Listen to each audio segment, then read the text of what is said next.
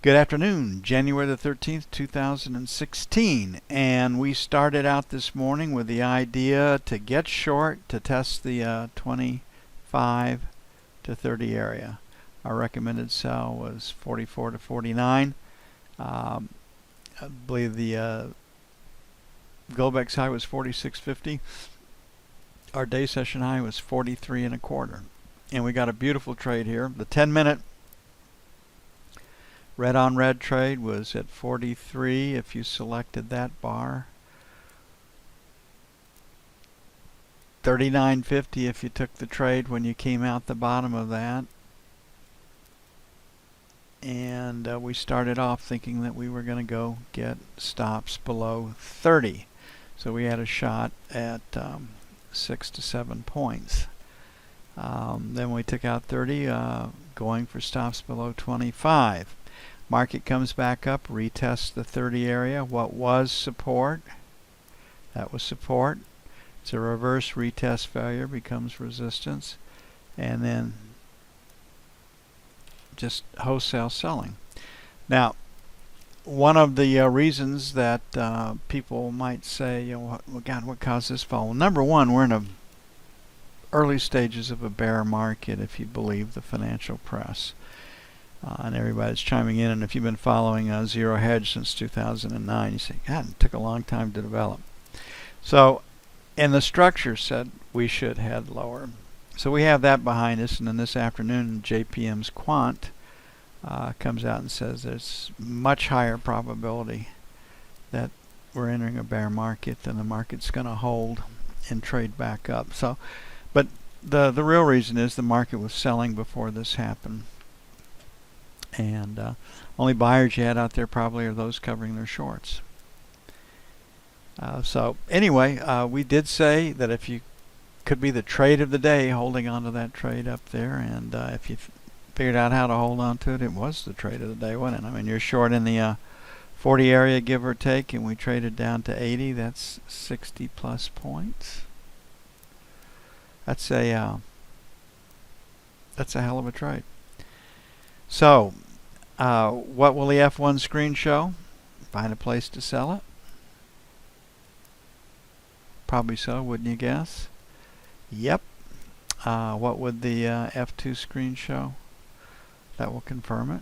Find a place to sell it. So, if the market was to close right here at 91, the last rotate up was 95, so the sell would be 95 to 1900, sell 1. And then it looks spills from 7, so then 7 to 12 would be sell 2. On the buy side would be 75 to 80. On the idea they'll take it a little bit lower, but not break it. And then I think our next point on the charts was the 65 area, so we'll make it 65 to 70 for buy 2. Not much news to drive the trading tomorrow, but we do have retail sales on Friday, and that number is from all of the early forecasts and the rest of it. Looks like it could disappoint.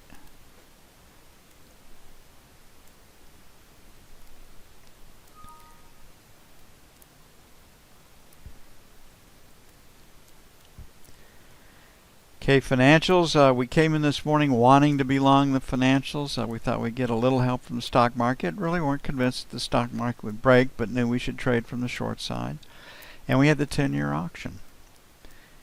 And that's how it turned out. We did get some help from the stock market, and the auction was another great auction.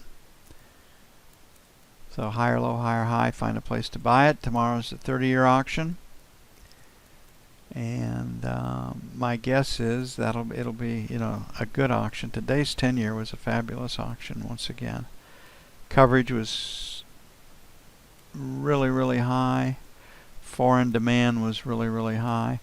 But we do have 30-year paper to move. So if the E-mini does not crash and burn this afternoon in this last hour of trading, we're going to sell failure to take out 4 to 8, and the idea they might back it up a little bit to move the paper, and then 11 to 15.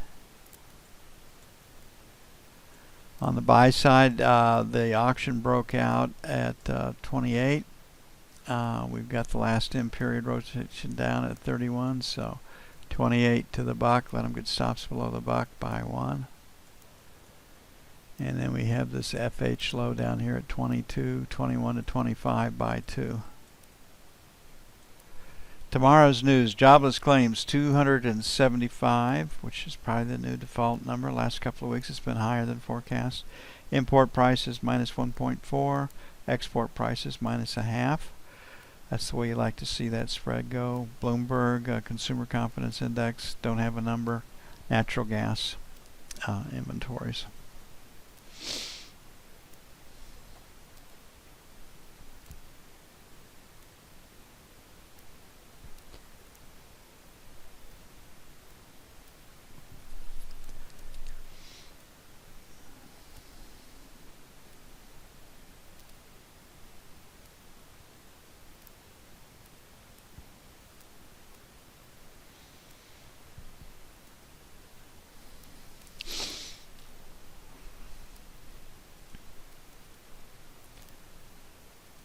And looking at the 30-year, similar situation, very, very strong market, really traded up. Selling failure to take out the 20 to 28 area.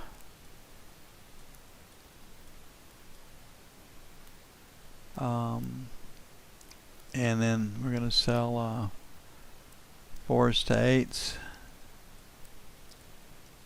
And on the buy side, we broke it out at 57.30, and we're currently at 12, so 1 to 5, buy one, pretty aggressive. If the E-mini is selling again further this afternoon, we're going to have trouble buying it at any level. We're just going to have to pay up. And then the second buy level will be 21.25. But with all the uncertainty and all the chaos, the ever-increasing chaos going on around the world, it's hard to see anybody getting heavy short treasuries.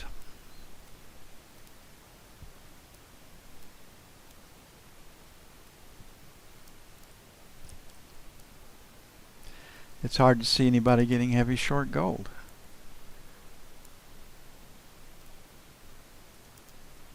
Now, think of how most of the world goes home every night because their economic well-being is tied to their economy, the economy of the state. And most people's jobs require a sideways to growing economy for them to prosper. Because we understand and know the short side of the market and will act, we can actually prosper in these times, and that's a blessing. That's power. That's a gift. And I've told this story many times, but coming from the brokerage side of the business, dealing with customers all the time when things got uncertain like they are now, should I dump my portfolio or let it ride? Well, the tax consequences were always such that they wouldn't dump their portfolio. You might talk them into pruning a couple of stocks that weren't working, especially if they were losers, so they could get a tax loss carry forward. But you don't have to dump your portfolio. You can prune your portfolio. You can hedge it. You can button it up, and you don't have to worry about this. So you can actually sleep at night under these conditions, where most of the world gets pretty restless at night. Gold, lower high, lower low, look for a place to sell it. But again, I don't think the bottom falls out of the market. When we look at the F2 screen, it's definitely a P, and we've got volume above time. So that tends to yield a trading range. So we'll play it for a trading range. So we're going to have a seller, this 94, 96 area, sell 1. 99.01, sell 2. The breakout came from 87, so 85, 87 buy 1. 80, 82 buy 2.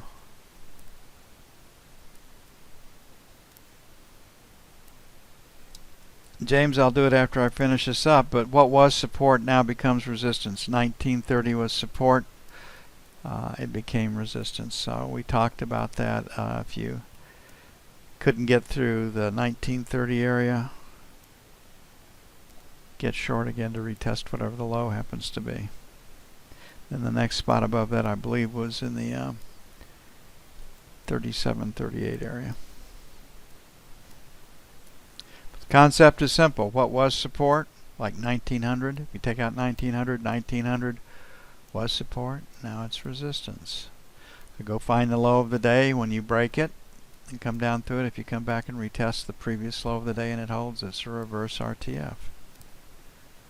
Got it?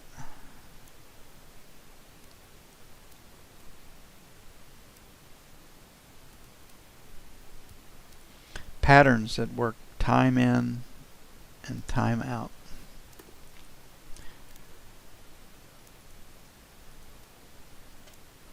Crude oil. This Iranian deal, where the United States is about to approve $100 billion to $150 billion payout to people that have broken, it's not even a deal, it's not even signed, have broken every accord supposedly reported in the press that led to this epic deal. They come in and they take your sailors, they put them on their knees, hands behind their backs, take pictures of them to show the world, then graciously release them the next day. Our State Department praises them for that act of goodness and kindness and understanding. What a bunch of crap. But again, in the Arab world, South America, the Middle East, Africa, any tin-horn dictator, any thug sees that, they know exactly what they're dealing with, as Colonel Peters so aptly put it. And it's not good. It's not good. There was a book written about the Iraq War called The Strong Horse. And that's, in that tribal way of thinking, that's the only thing that you can count or lean on. Okay, crude's an inside day trading range. I think it's going to retest the lows. I think we've got to retest the lows before it can rally again. Definitely a B. So we'll put 30, 30 and a quarter by 1. The idea that they'll go get stops below 30 and it might hold. Then 29.25, 29.50 by 2. Okay, on the sell side, got an E period high at 90. We've got an M period high at 56. This is very, very bold. 56 to 50 to 75. Sell 1. 31, 31 and a quarter. Sell 2. And this sell 1 band, probably going to see it in London. And then if we can't take out 30, we'll get out of it.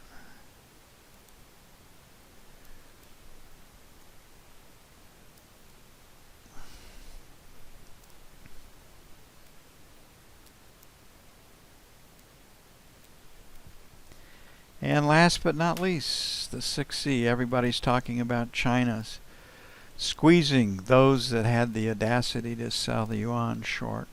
Yeah, it's funny how central banks move in and they attack the symptom.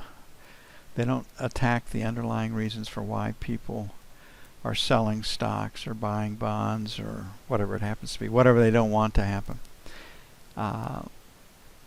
So what's China's problems right now? A contracting economy and really a house of cards, a lot of smoke and mirrors, a lot of false figures. Euro, inside day, that usually means trading range. My daughter, who up until a couple years ago spent a couple months plus in China, clothing manufacturing, placing orders, getting it done, 4 shows a year. And she always said that all the stuff we read about China and their strength and their economic prowess and the rest of it was bull. She said you can't believe what you have to go through to get something manufactured in China. And when you get past the Tonkin cities, facades, she says there's peasants and very, very little in the way of structure, infrastructure, etc. And so that's the real reason China's in trouble right now. Their economy is contracting. and it's not a lower yuan, which is what they wanted, so they would maintain their competitiveness, right? So I mean, it's nuts. Okay, Dan, 109, sell one in the euro. Hopefully I can find 109 and a quarter, sell two. On the buy side, I'm going to put it at 50. I don't like this contract. Might have to pay up to get into it, but I'm more interested in finding a place to get short than 108 and a quarter for buy two. Just let a good short set up. We've done so well selling this thing short, and sometimes it takes a couple of 3 days for a short to set up. But boy, when it does, it's a nice one.